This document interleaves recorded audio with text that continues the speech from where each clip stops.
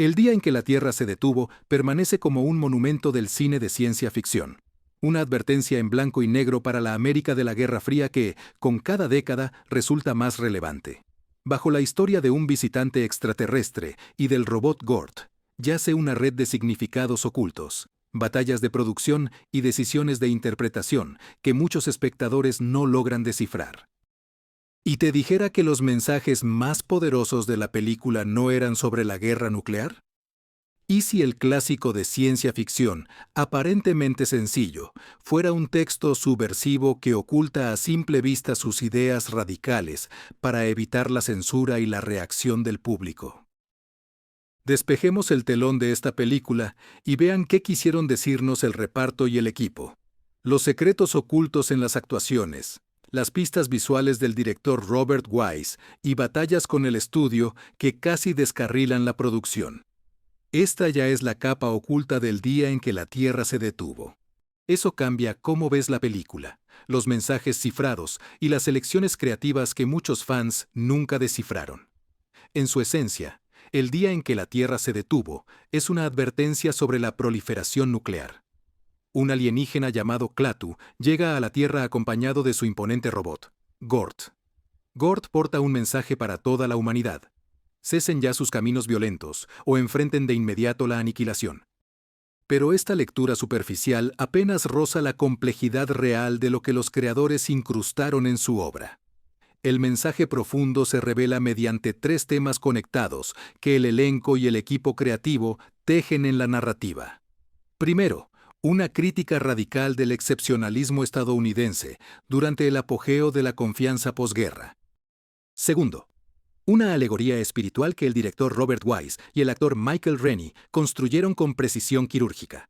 Y, en tercer lugar, un comentario subversivo sobre las relaciones raciales en Estados Unidos que los ejecutivos del estudio nunca comprendieron por completo hasta después del estreno. El productor Julian Blaustein y el guionista Edmund H. North trabajaron a partir de la obra de Harry Bates. North, más tarde, confirmó de manera muy clara y deliberada que la alegoría de Cristo fue intencional desde los primeros borradores, con Klaatu llegando a nosotros como un ser de paz, asumiendo de forma muy explícita el nombre humano Carpenter, muriendo y siendo resucitado. No anunciamos nuestro simbolismo en esta narración. No se reveló por años. Lo mantuvimos sobrio para que quienes no quisieran verlo, no lo vieran. Pero el simbolismo religioso era solo un caballo de Troya para ideas más polémicas. La película nació en Hollywood, bajo el escrutinio del Comité Antiamericano, donde cualquier indicio de sentimiento antiestadounidense podría arruinar carreras de la noche. Sin embargo, de alguna manera esta película logró presentar una de las críticas más agudas a la política militar de Estados Unidos y a la paranoia de la Guerra Fría. En esa era emergió de un gran estudio cinematográfico. El reparto entendía exactamente a qué proyecto pertenecía, y, como veremos, tomaron decisiones que amplificaron estos mensajes de maneras que pasarían inadvertidos ante los censores, pero quedarían grabados profundamente en la psique estadounidense. Michael Rennie no fue la primera opción de Fox para interpretar al mensajero alienígena. El estudio había buscado en un principio a Claude Rains y a Spencer Tracy para ese papel. Cuando se decidieron por el desconocido actor británico, hallaron la precisa elección perfecta. Aunque no se dieron cuenta entonces, Rennie dio a Klaatu algo crucial que los actores estadounidenses no podían dar: un aire extranjero auténtico. Su acento británico y sus rasgos angulosos le daban una cualidad de otro mundo que el público americano notaría. Tan familiar y al mismo tiempo sutilmente ajeno, Rennie entendía íntimamente esa dinámica. Lo interpreté como un hombre, no como un visitante, desde el espacio. Años después, Rennie explicó que era un hombre de gran saber, sí, pero también con sentimientos humanos. La extrañeza se ocuparía sola. Lo que los fans rara vez reconocen es cuánta deliberación empleó Rennie. Estudió movimientos de físicos y matemáticos de renombre, incorporando economía de movimiento y gestos precisos. Observa cómo Rennie nunca desperdicia un solo movimiento en la pantalla. Cada giro de su cabeza y cada gesto de la mano cuentan. No fue solo una buena actuación, fue una representación cuidadosamente construida de un ser que entiende la eficiencia a nivel cósmico. Patricia Neal, interpretando a Helen Benson, creó el contrapunto perfecto a René y su precisión alien. Neal dio a su personaje una humanidad sólida, que facilita la conexión entre la audiencia y el extraterrestre. Lo fascinante es cómo Neal reveló después que ella abordó el papel como si Helen se encontrara ante un extraterrestre, sino ante un ser divino, tocando notas de asombro que se registraban subconscientemente en los espectadores. No interpreté el miedo. Neal dijo en una entrevista de 1991. Interpreté el reconocimiento como si algo en ella hubiera estado esperando este encuentro. La tensión entre la presencia de René, de otro mundo, y la humanidad terrenal de Neal da la columna emocional de la película. Pero también señala la profunda soledad que ambos actores compartieron en sus interpretaciones. Klaatu, como el mensajero aislado. Helen, viuda, cría a su hijo sola en un mundo obsesionado con amenazas externas, tras el exterior sereno de Rennie. Forjó un personaje que llevaba el peso de una tarea imposible. La tensión en su voz durante el monólogo final no fue solo buena actuación. Fue la culminación de una actuación bien lograda que mostraba a un ser que entiende que probablemente falló en su misión. Esta dimensión de resignación apenas perceptible bajo su presencia dominante da el cierre de la película. Es un poder devastador, y es esta sutil capa de emociones tras la ciencia ficción lo que la mayoría de fans nunca logra realmente descifrar por completo. El viaje desde Harry Bates, Farewell to the Master, hasta el guión que ya conocemos hoy, quizá revela la batalla más dramática tras bambalinas en la gestación de la película. Lo que la mayoría de los fans no se da cuenta es cuán radicalmente diferente era el material original y cómo ocurrió la transformación. A pesar de la resistencia de los estudios, se publicó una asombrosa ciencia ficción en 1940. La historia de Bates mostró a Gort, llamado Gnut, como el verdadero maestro, y la figura humanoide fue su mensajero. Lo opuesto a la dinámica de la película. El guionista Edmund H. North y el productor Julian Bloat vieron un potencial mayor que una invasión alienígena típica. North, luego ganador de un Oscar por Patton, invirtió la dinámica de poder para proponer una parábola sobre la relación entre humanidad y tecnología. Pero esto era el inicio de su labor transformadora. Los directivos del estudio rechazaron de inicio el borrador de North por ser cerebral y moralizante. Querían thriller de ciencia ficción directo, con claro triunfo estadounidense al final. Lo que pasó después cambió todo. North y Blaustein no se rindieron. En cambio, reforzaron astutamente sus elementos subversivos, mientras parecían simplificar la narrativa, ya reforzaron el simbolismo de Cristo. Sabiendo que la alegoría religiosa sería difícil de rechazar abiertamente en la América de McCarthy. Añadieron más secuencias de acción con el ejército para satisfacer la demanda de tensión, y esas mismas secuencias criticaban también el pensamiento militar, además. La jugada más brillante vino de su manejo del mensaje central de la película. En vez de diluir la advertencia de KLA-2 sobre la proliferación nuclear, la volvieron más universal, ampliando su alcance a un comentario sobre la violencia humana, y así, difícil de leer como crítica a la política exterior de Estados Unidos. Aunque eso es precisamente lo que era, el director Robert Wise, recién salido de Ciudadano Kane y de dirigir la apuesta, reconoció de inmediato el potencial del guión. Wise, más tarde, confesó: "Lo vi como una oportunidad para decir algo importante. Parecía hacer una película de ciencia ficción entretenida". Los mejores mensajes son los que se cuelan por tus defensas. El guión pasó por 11 revisiones. North luchó por el mensaje central en cada borrador. Lo que los fans no notaron es que muchas de las líneas más potentes de Klaus, incluido el discurso final, se fortalecieron gracias a la resistencia del estudio, con North encontrando formas cada vez más elegantes de incrustar la crítica de la película en lo que parecía ser adornos inocuos de la ciencia ficción. El guión final logró algo muy notable. Satisfizo el deseo del estudio de un thriller accesible, sin perder su núcleo intelectual. Y en el proceso, creó un modelo de cómo la ciencia ficción podría colar un profundo comentario social ante los ojos vigilantes de los sensores del estudio. La producción física del día en que la Tierra dejó de moverse ocurrió bajo una paranoia real de la Guerra Fría. Eso coincidía con la narrativa de la película de forma inquietante. Lo que la mayoría de los espectadores nunca nota es cómo la realización de la película quedó a la sombra del FBI, la vigilancia y la presión política que amenazaron las carreras de todos los implicados. La cinta empezó a rodarse en 1951, cuando las pesquisas anticomunistas de McCarthy llegaban a su cenit. El director Robert Wise reveló que agentes del FBI visitaron el set para observar la filmación de un filme sobre una fuerza externa que amenaza a Estados Unidos. La ironía no pasó desapercibida en el reparto. Rodábamos una película de paranoia mientras vivíamos. De primera mano, recuerdo miedos de que algunos interpretaran nuestra historia como favorable al comunismo. La idea de planetas que gobiernan la galaxia tenía paralelismos. Estas presiones crearon ambiente tenso en el set que, paradójicamente, potenció las actuaciones. Patricia Neal dijo años después que el miedo que ves en la pantalla cuando el militar rodea a Klaatu. Eso no fue del todo actuación, todos nos sentimos rodeados. Los desafíos físicos de la producción fueron igualmente exigentes. El calendario de rodaje se comprimió a apenas 32 días, con efectos especiales complejos que debían lograrse sin tecnología moderna. El icónico robot Gord fue interpretado por 7, portero Locke. Martin presentó dificultades particulares. Martin carecía de la fuerza física. Sus estaturas imponentes sugerían y podría hacer apenas uso del insoportable traje de goma durante unos minutos seguidos antes de desmayarse. Locke. Martin fue descubierto trabajando como portero en el teatro chino de Grumman. A pesar de su altura, no pudo levantar a Patricia Neal para la escena de rescate, que requería trucos de cámara y un arnés que dejó herida a Neal.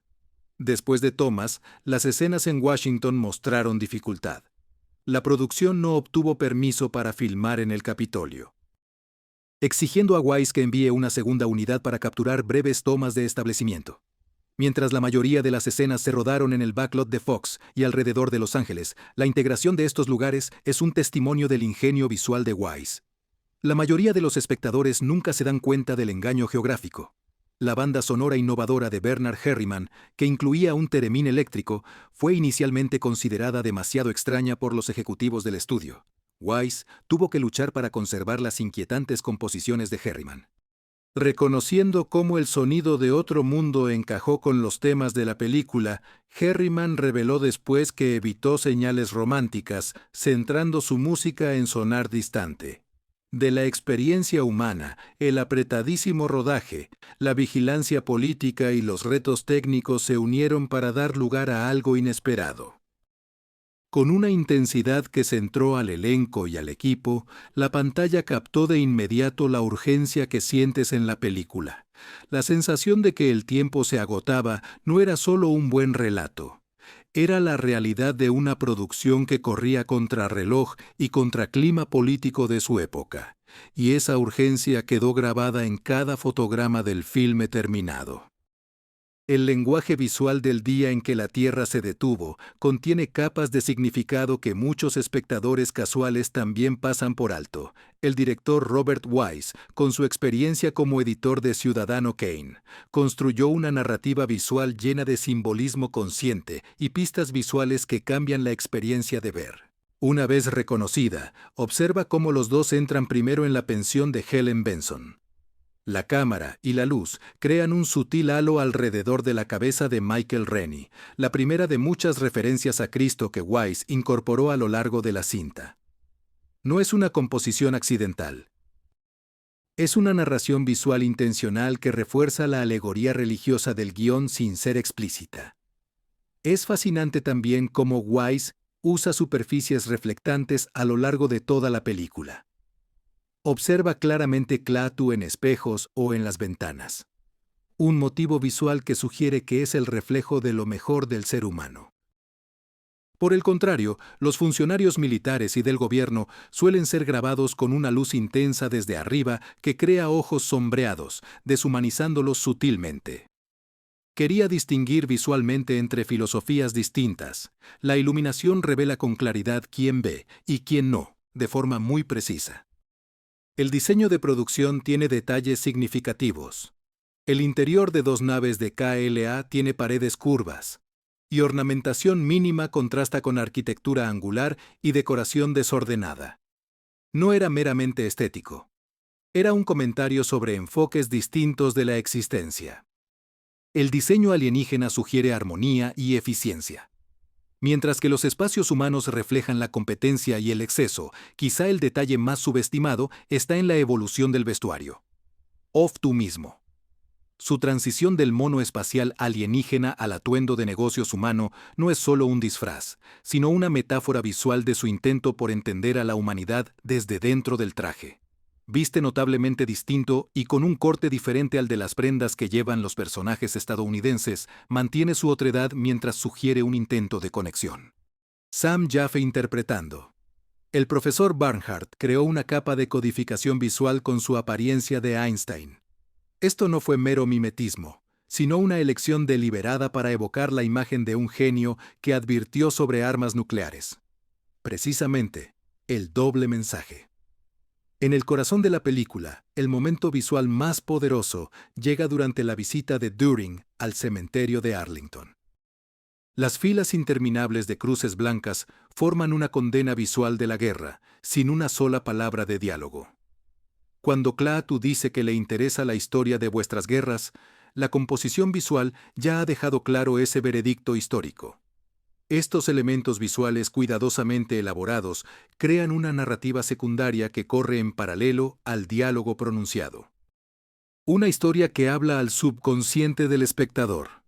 Al ver estos patrones, la película pasa de ser una historia de visita alienígena a un texto donde cada sombra, reflexión y composición significa. Y es este lenguaje visual oculto el que la mayoría de aficionados nunca descifra por completo. Tras varias proyecciones, el conflicto más intenso durante la creación del día no fue entre Klaatu y las fuerzas militares que lo rodeaban. Fue entre los cineastas y los ejecutivos de 20th Century Fox que no entendían qué tipo de película estaban haciendo hasta que ya era demasiado tarde para cambiar de rumbo.